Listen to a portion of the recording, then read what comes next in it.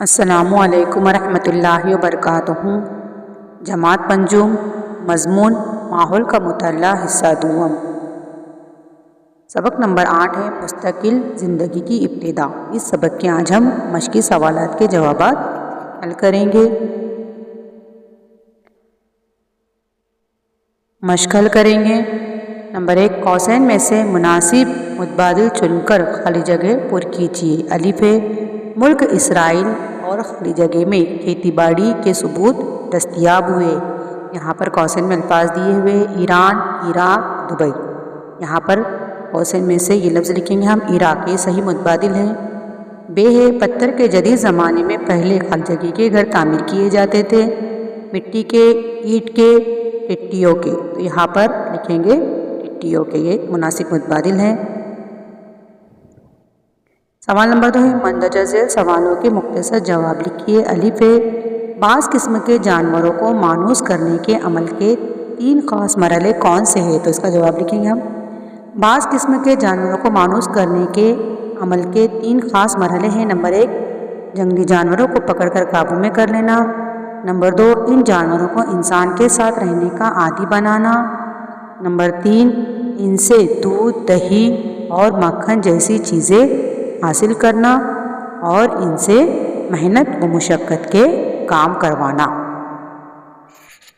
اگلا سوال ہے، گروہ کی عورتوں اور مردوں میں کس طرح کے کاریگر تیار ہوئے؟ تو اس کا جواب ہم لکھیں گے۔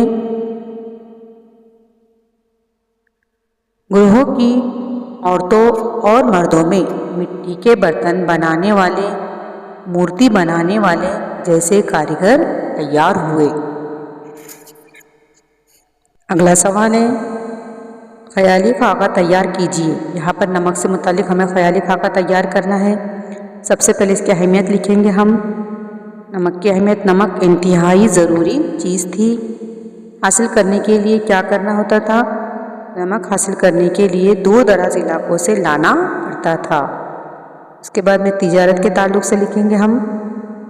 نمک کے مبادلہ میں ملی ہوئی اشیاء کی تجارت کرتے تھے۔ اس کا نتیجہ تجارت کے لیے مدد ملی۔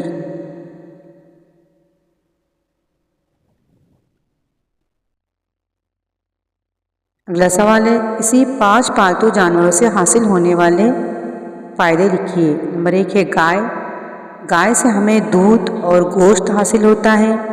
اسی طرح نمبر 2 ہے بکری، بکری سے ہمیں دودھ اور گوشت حاصل ہوتا ہے۔ اسی طرح سے نمبر 3 ہے کتا، کتا یہ گھر کی رکھوالی کے کام آتا ہے۔ اسی طرح نمبر 4 ہے بھیڑ، بھیڑ سے ہمیں اون حاصل ہوتا ہے۔ اور اسی طرح سے نمبر 5 ہے گھوڑا، گھوڑا یہ سواری کے کام آتا ہے۔ اس طرح سے ہمیں پالتو جانور کے فائدے لکھنے ہیں۔ اگلا سوال ہے، آج کے زمانے میں پولیس کے محکمے میں کس جانور کا استعمال کیا جاتا ہے اور کس طرح؟ تو آج کے زمانے میں پولیس محکمے میں کتے کا استعمال کیا جاتا ہے۔ کتے کو جاسوسی کے لیے استعمال کیا جاتا ہے۔ کتا سونگھ کر مجرموں کا پتہ لگا لیتا ہے۔ کسی چور کو یا مجرم کو پکڑنا ہو تو کتے کا استعمال کیا جاتا ہے۔